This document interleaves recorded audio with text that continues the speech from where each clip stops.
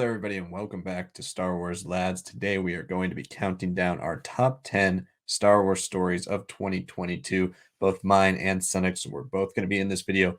First, we're going to run down our 10 through 6 quite quickly, and then we will be getting into our 5 through 1 and more in depth. But before we get started, please hit that like button down below and subscribe to our channel for continued Star Wars content. We do have our most anticipated Star Wars stories of the year lists coming out as well at the end of the week. And then next week, with the beginning of the Bad Batch, we have a ton of Star Wars content coming for you all across the beginning of 2023 with the Bad Batch and the Mandalorian Season 3 coming out, as well as Jedi Survivor. You're going to want to make sure you're sticking with Star Wars Lads for all of that content. Also, comment below, let us know what your favorite Star Wars stories of the year were. So without further ado, let's get started with the list. My number 10 is The Fallen Star. I thought it was pretty tense and thrilling and a solid end to High Republic Phase 1 as a whole.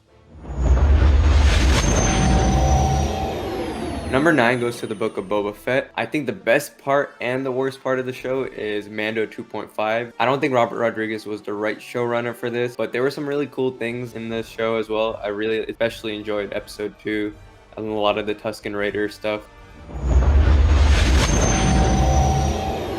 My number 8 is The Princess and the Scoundrel. I really enjoyed that canon gave us our official look at the wedding of Han and Leia and their dynamic just after being married. It's not an incredible story, but it's really a lot of the character dynamic that's fostered here and evolved that I really appreciated. My number 7 is Star Wars 2020. I think for a mainline series, it's probably been the most consistent over possibly the past 2 years. There's some really cool things. At the beginning of the year, we saw Luke interact with Elzar from the High Republic in a really strange and interesting way. We got to finally get back to the Zara conflict, and it was resolved pretty well. I really enjoyed it. And now we're getting into some really interesting Nihil stuff with the most recent issue. So definitely a strong year for it. Tales of the Jedi is my number 6. I think the Ahsoka episodes were enjoyable enough. I appreciated the doubling down of the Indian-inspired origin and some connections to the Clone Wars. I'm still not so sure what's going on with the Inquisitor episode and if it overwrites Ahsoka or not. But the Count Dooku episodes are awesome. I really loved how it served as its own mini downfall for him, and it tied in really well with Dooku Jedi Lost. Coming in at number 10 for me is Midnight Horizon, which was a solid young adult novel in Phase 1, Wave 3 of the High Republic that featured nice payoff to the High Republic Adventures comic book series while also being one of the funniest Star Wars books I've read. At number 9 for me is The Fallen Star, Claudia Gray's tense, gripping finale to Phase 1 of the High Republic that offers a wonderful atmosphere and poignant character deaths. My number 8 is going to be Path of Deceit. The High Republic Phase 2's first novel also doubles as the initiative's best YA novel yet. Written by Justina Ireland and Tessa Gratton, Path of Deceit sets the stage for what promises to be an incredibly interesting overarching story across Phase 2, and introduces great characters like Marta Rowe and the Mother. Number 7 for me is Eye of the Storm, Charles Soule's 2-issue origin story of Marchion Ro's people, the Evereni, and the formation of the Nihil was the best Star Wars comic book of the year. My number 6 is Tales of the Jedi, Dave Filoni's new short-form series utilizing the Clone Wars Season 7 animation, which delivers one of the best arcs in Star Wars animation history, telling the story of Dooku's fall from the Jedi Order and eventually his transition to Darth Tyrannus. The Ahsoka episodes are solid, but the Dooku episodes are the reason Tales nearly makes my top 5.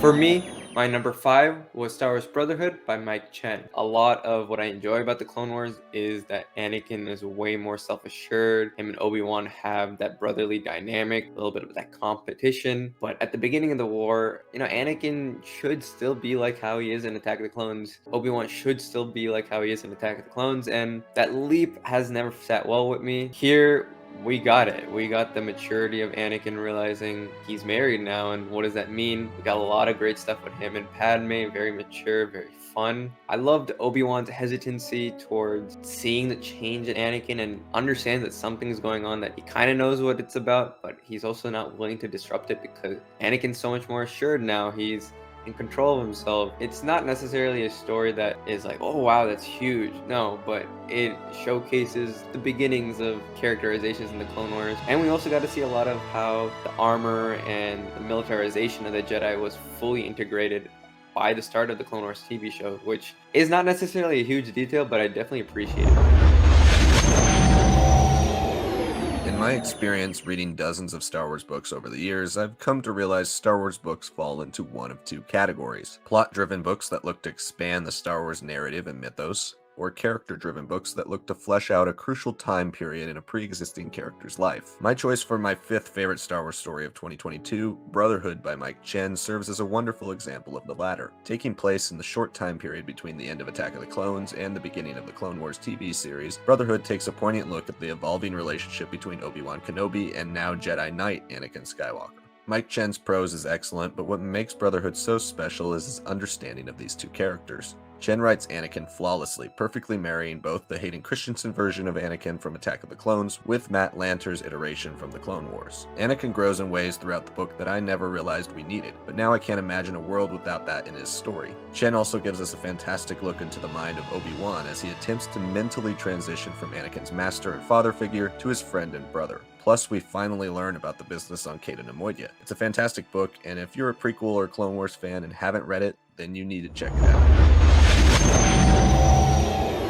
So my number 4 might not technically be a Star Wars story from 2022, but I think it's pretty integral to why we talk about Star Wars stories today and why they're so dynamic and full of life, and that is Light and Magic, the documentary series that covered the very beginnings of ILM and its evolution all the way up to the modern day. I wish we kind of got a little bit of a retrospective with what the prequels managed to achieve, the reception, how they're looked upon now, and we definitely rushed and avoided most of the sequels as well, just kind of directly into the Mando stuff, which is fine, but I think it's good to highlight what improvements, what cool things were still made tech-wise by these amazing designers and these creators at ILM for the sequels. So that definitely hampered a bit of my enjoyment, or otherwise it could have been like my number 1 or my number 2 on this list. But the first 4 episodes are remarkable, just seeing like that first year that they spent in LA working on all these technology that didn't exist to make the vision of George Lucas come to life, the stories of all these designers and the animation that inspired them as a kid and the puppetry and all that, and how they used to read magazines and they all kind of got in touch with each other. You know, these are the unsung heroes of Star Wars, and we don't think of Star Wars as it is today without them. And we also got to see the evolution of, like, you know, once they started working with Spielberg, once they started becoming, you know, open for business for other directors and creatives that kind of fit with their mold, with their radical sense of doing things by their own book and by hand, by sculptures. It was really great to see a little bit of the overview of that era, but regardless, it was still really, really awesome to see. Coming in 4th place for me is the most divisive Star Wars series of the year, Obi-Wan Kenobi. Obi-Wan Kenobi is definitely a series of highs and lows, but its highs are near perfection in my opinion. Ewan McGregor returns to deliver a wonderful, tortured performance as Obi-Wan Kenobi. From a character perspective, this series gave me exactly what I wanted from an Obi-Wan series set in this time period. An Obi-Wan in transition. We get to see Obi-Wan at his absolute lowest, a low that I frankly never imagined he could hit. He's hopeless, desperately searching for purpose as he reaches out to Qui-Gon and is rejected by the family he's tried to protect for the last 10 years. The series' true stroke of brilliance, however, was its introduction of Vivian Lyra Blair's Princess Leia. It literally turns the A New Hope phrase on its head. Where Obi-Wan was searching for purpose in Luke's protection, he finds it in his interactions with Leia. Interactions that rekindled the spirit of the Jedi within him, reminding him of the good at the heart of his relationship with Anakin Skywalker, and ultimately turning him back into the Jedi Master Luke will ultimately need as he grows up. It also makes his eventual confrontation with Vader even stronger. That scene where Vader declares with his mask half destroyed, revealing Anakin's charred face that he killed Anakin Skywalker, was absolutely goosebump-inducing.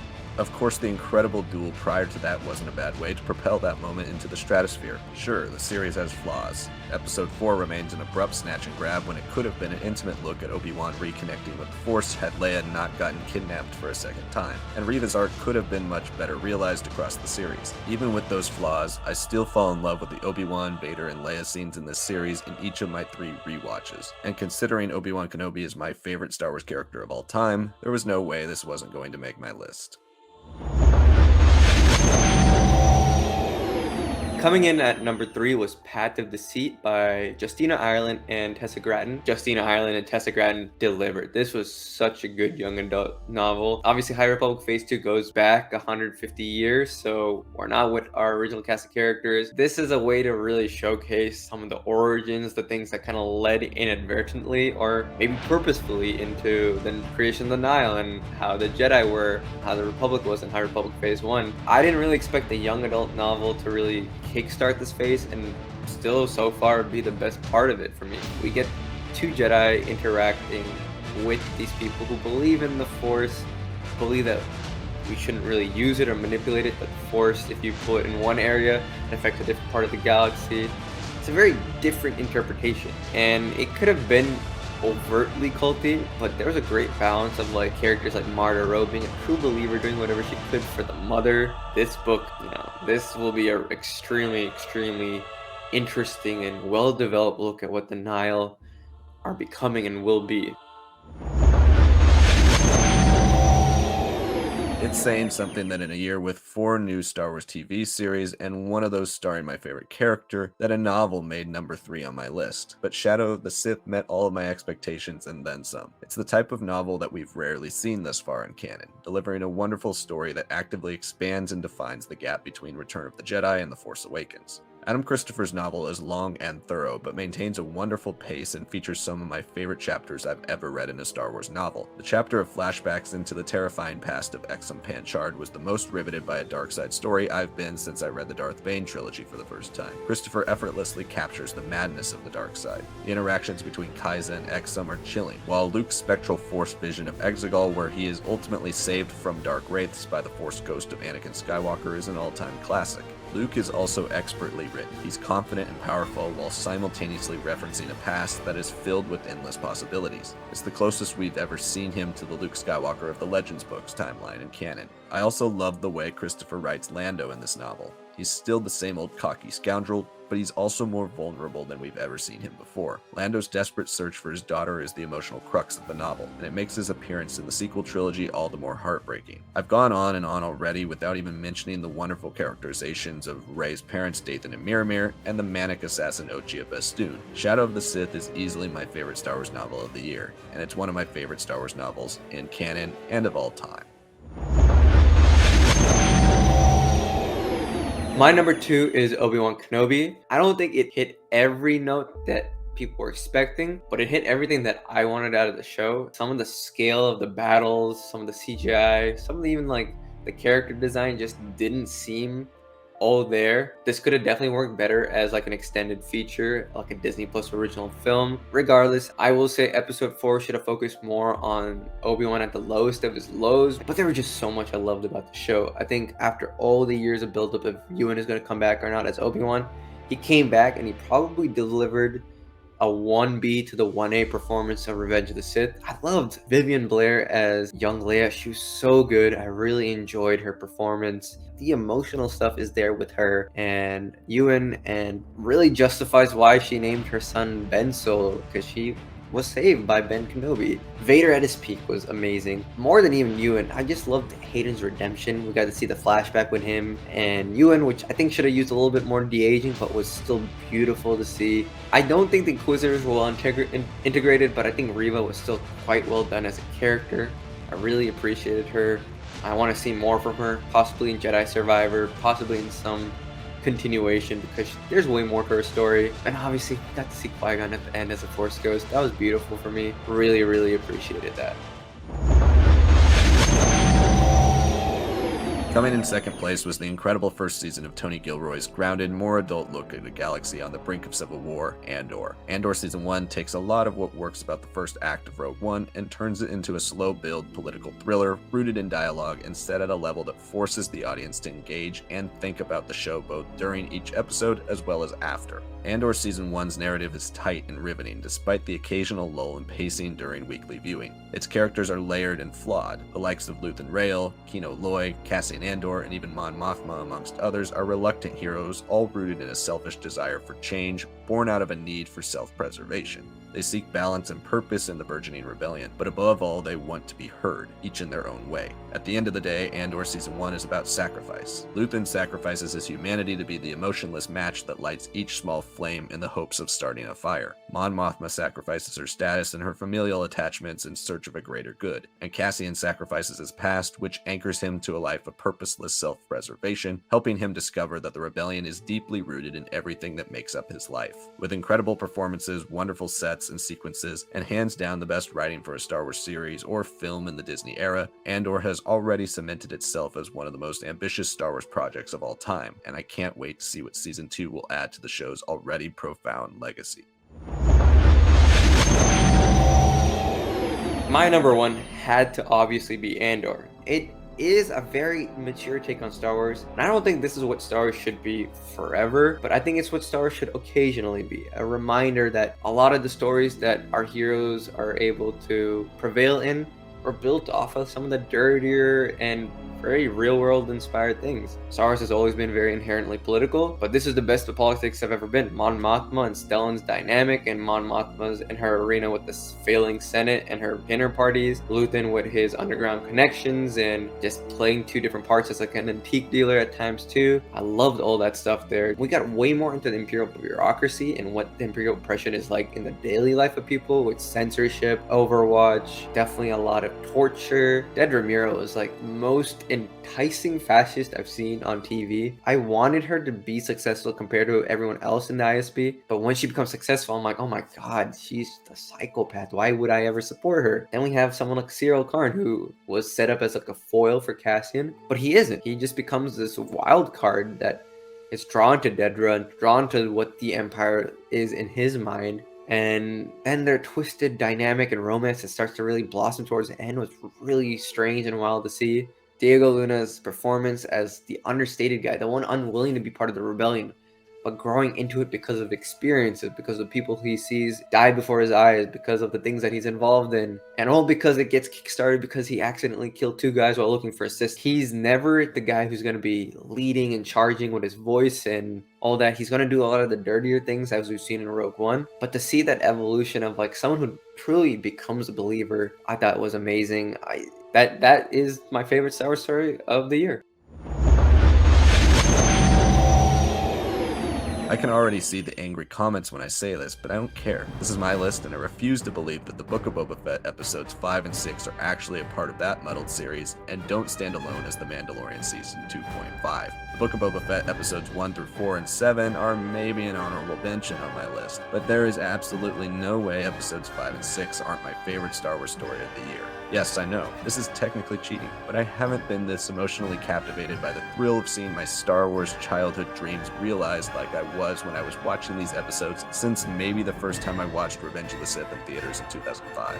These episodes are just pure, unadulterated love of Star Wars' mythology and characters, and that's infectious. It begins with the Book of Boba Fett Chapter 5, Return of the Mandalorian, directed by Bryce Dallas Howard, a Mandalorian Season 2 epilogue of sorts which delivers glorious action sequences with Din Djarin wielding Darksaber, as well as Mando's acquisition of a souped-up N1 starfighter from Pelimoto. It's a great episode, but nothing could prepare me for Chapter 6, From the Desert Comes a Stranger, written and directed by Dave Filoni. That episode is just one incredible moment after incredible moment, from R2 appearing to escort Din to what will be the location of Luke's new Jedi Order, to Ahsoka's conversation with Mando, to Luke and Grogu's training, to Ahsoka and Luke having an actual conversation in real life. Gosh, I cannot believe this thing exists. And that's all before the final capper of seeing a beautifully shot Western standoff between Cobb Vanth and the first ever live-action appearance of my favorite bounty hunter of all time, Cad Bane. I literally jumped out of my seat and cheered when I saw a silhouette in that long shot. I genuinely could not believe what I was seeing. Film to me is always most powerful when it elicits a direct, involuntary verbal or physical response. It's when you know you care that deeply about the characters and their stories that are being played out in front of you.